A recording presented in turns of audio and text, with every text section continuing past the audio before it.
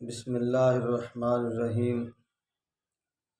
آج نبی علیہ والسلام کے ایک چشم و چراغ اور نبی علیہ والسلام کے سعادات کے گلدستہ سعادات میں سے ایک سعادات کا تذکرہ کرنا چاہتا ہوں، جن کو لوگ علی حضرت امام علی نقی ہادی کے نام سے جانتی ہے۔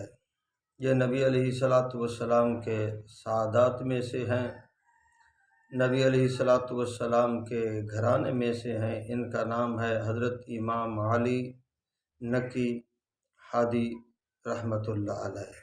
یہ سعادات میں سے ہیں اور بڑے اپنے وقت کے بڑے شاہ سوار اور اپنے وقت کے صاحب علم، اپنے وقت کے زاہد عابد انسان تھے۔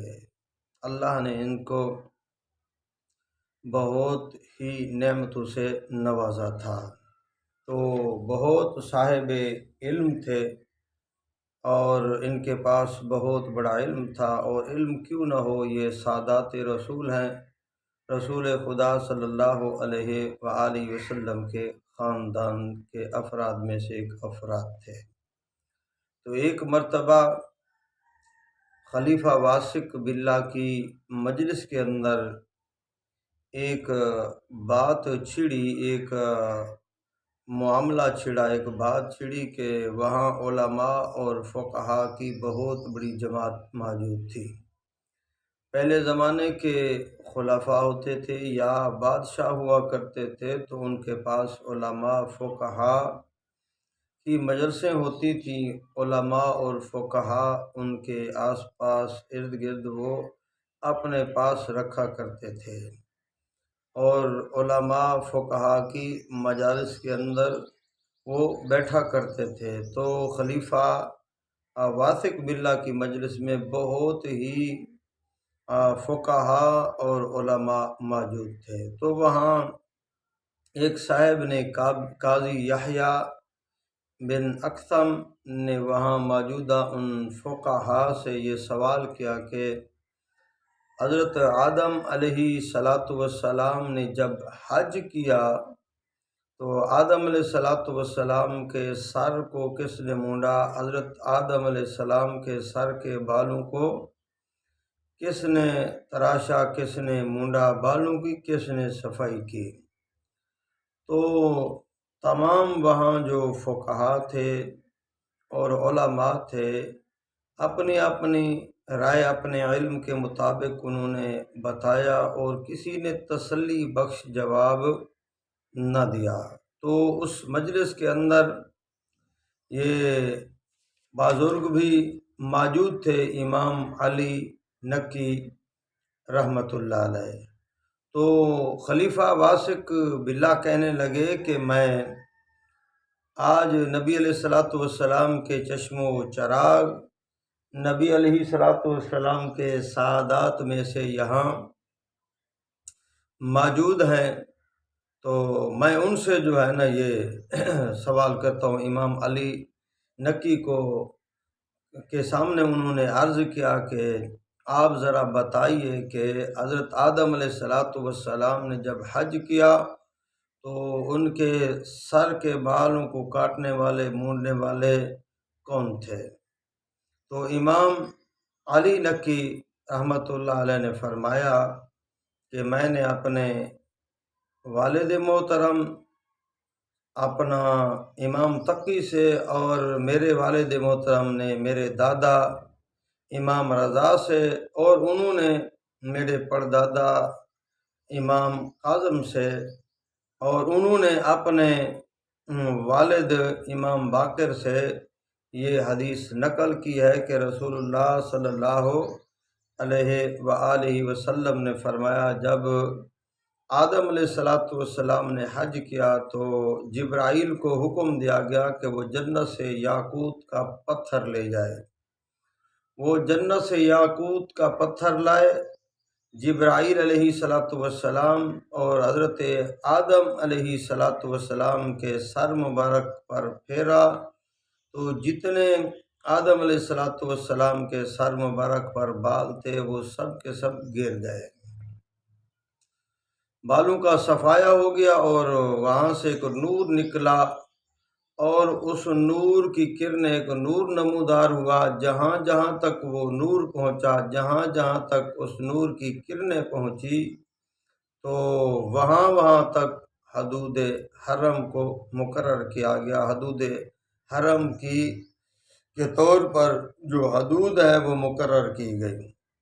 تو حضرت آدم علیہ الصلاۃ والسلام کے سر کے بال جو کاٹے گئے، مونڈے گئے، تو جنت سے یاقوت کا پتھر لے کر جبرائیل امین لائے تھے۔ تو حضرت امام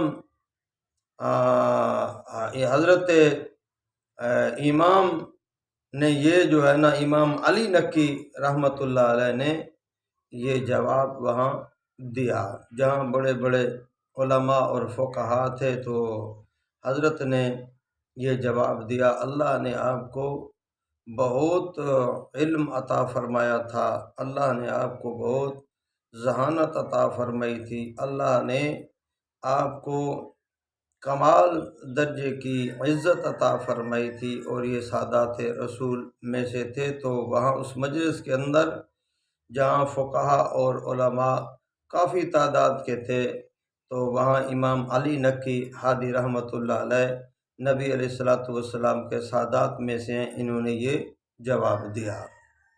تو اسی طرح خلیفہ متوکل اپنے دور خلافت کے شروع میں وہ بیمار ہو گیا، اور خلیفہ متوکل نے منت مانی کہ جب میں صحت یاب ہو جاؤں گا تو بہت سارے دینار اللہ کے نام پر خرچ کروں گا۔ اپنا خلیفہ متوکل نے وہاں یہ منت مانی۔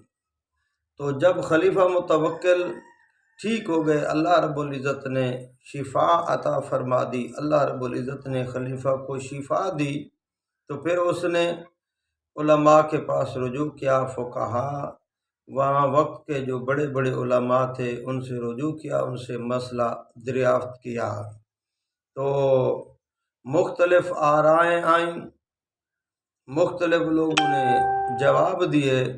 تو خلیفہ متوکل نے اپنے ایک خادم کو بھیجا کہ آپ جائیں امام علی نقی رحمۃ اللہ علیہ کے پاس۔ اس نے بھیجا کہ آپ امام علی نقی کے پاس جائیں، وہ سادات رسول ہیں، ان سے یہ مسئلہ دریافت کر کے لیں کہ میں نے منت مانی تھی جب میں شفا یاب ہو جاؤں گا تو بہت سارے دینار صدقہ کروں گا، اب اس منت کا میں کیا کروں، اس منت کو کیسے ادا کروں۔ تو جب یہ قاصد جاتا ہے امام علی نقی کے پاس، تو وہ فرماتے ہیں کہ خلیفہ کو متوکل کو آپ کہیں کہ آپ نے جو ہے نا وہ 83 دینار آپ صدقہ کر دیں، 83 دینار، تو آپ کی یہ منت پوری ہو جائے گی۔ تو یہ خادم قاصد دوبارہ جاتا ہے خلیفہ متوکل کے پاس، اور وہاں جا کر کہتا ہے کہ انہوں نے امام صاحب نے یہ بتایا ہے کہ آپ 83 دینار جو ہے نا وہ صدقہ کر دیں تو آپ کی یہ منت پوری ہو جائے گی۔ تو خلیفہ متوکل نے پھر دوبارہ بھیجا کہ آپ امام صاحب کے پاس جائیں اور ان سے دریافت کریں کہ آپ نے یہ مسئلہ کہاں سے بتایا ہے۔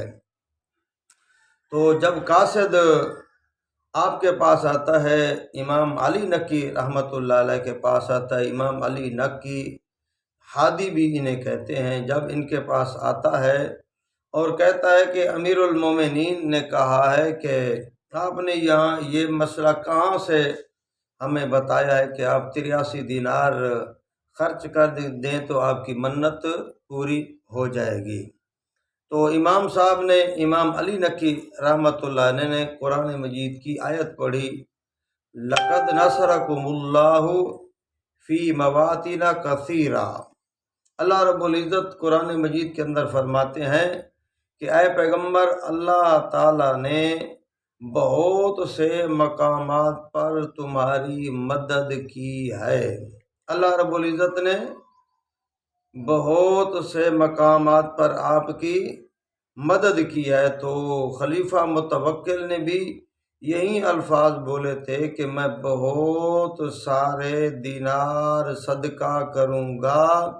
تو یہاں اللہ رب العزت قرآن پاک کے اندر فرما رہے ہیں لَقَدْ نَصَرَكُمُ اللَّهُ فِي مَوَاطِنَ كَثِيرَةٍ، فرمایا اے پیغمبر، اللہ نے بہت سے مقامات پر تمہاری مدد کی۔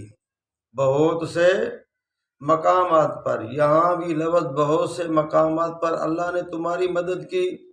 اور وہ خلیفہ جو منت مان رہے ہیں متوکل، وہ بھی کہہ رہے ہیں کہ میں بہت سے دینار صدقہ کروں گا۔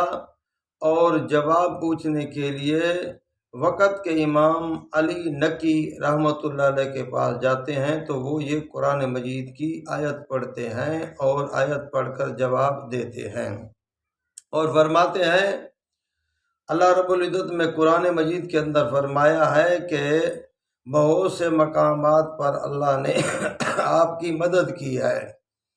تو جہاں جہاں اللہ نے رسول اللہ صلی اللہ علیہ وسلم کی مدد کی ہے، غزوات یا سرایا سب ملا کر ان کی تعداد کل 83 بنتی ہے۔ تو اللہ نے فرمایا قرآن مجید کے اندر کہ بہت سے مقام پر آپ کی مدد کی ہے اللہ نے۔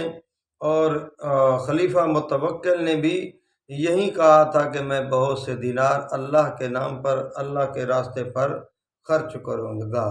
تو امام صاحب نے قرآن مجید کی آیت پڑھ کر یہ جواب دیا اور فرمایا کہ یہ 83 دینار خرچ کرنے سے آپ کی منت تو پوری ہو جائے گی، ویسے اگر آپ چاہیں اپنی استطاعت اور طاقت کے مطابق جتنا بھی صدقہ کر دیں، آخرت کے اندر اللہ آپ کو اس کا اجر عطا فرمائیں گے۔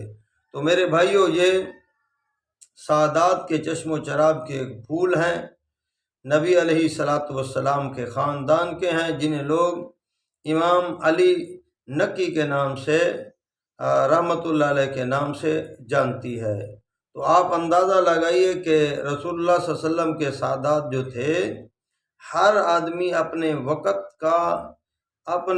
وقت کا شاہ سوار تھا، اپنے وقت کے اندر اپنے وقت کے عالم بھی تھے، فاضل بھی تھے، زاہد بھی تھے، مجاہد بھی تھے، ہر میدان کے یہ لوگ شاہ سوار تھے۔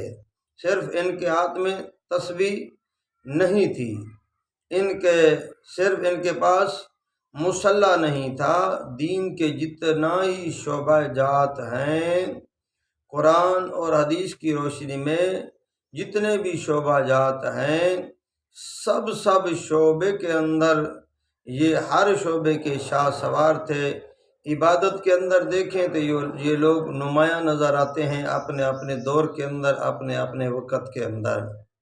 ریاضت کے اندر دیکھیں تو یہ نمایاں نظر آتے ہیں، جہاد کے اندر دیکھیں تو یہ نمایاں نظر آتے ہیں، قرآن کی تلاوت کے اندر دیکھیں تو یہ نمایاں نظر آتے ہیں، ہر چیز کے اندر یہ لوگ نمایاں نظر آتے ہیں۔ اللہ نے ان کو کمال عطا فرمایا تھا، اللہ نے ان کے اوپر رحمتیں اور برکتیں نازل فرمائی تھی۔ تو میرے بھائیوں، آئیے ہم رسول اللہ صلی اللہ علیہ وسلم کا بھی احترام اور عزت کریں، رسول اللہ صلی اللہ علیہ وسلم کے حکموں کی تعمیل کریں، رسول اللہ صلی اللہ علیہ وسلم کی سنتوں پہ عمل کریں، اور رسول خدا کے اصحاب، رسول خدا کی آل، رسول خدا کی سعادات، جن لوگوں نے اللہ کے قرآن کو اور رسول اللہ صلی اللہ علیہ وآلہ وسلم کی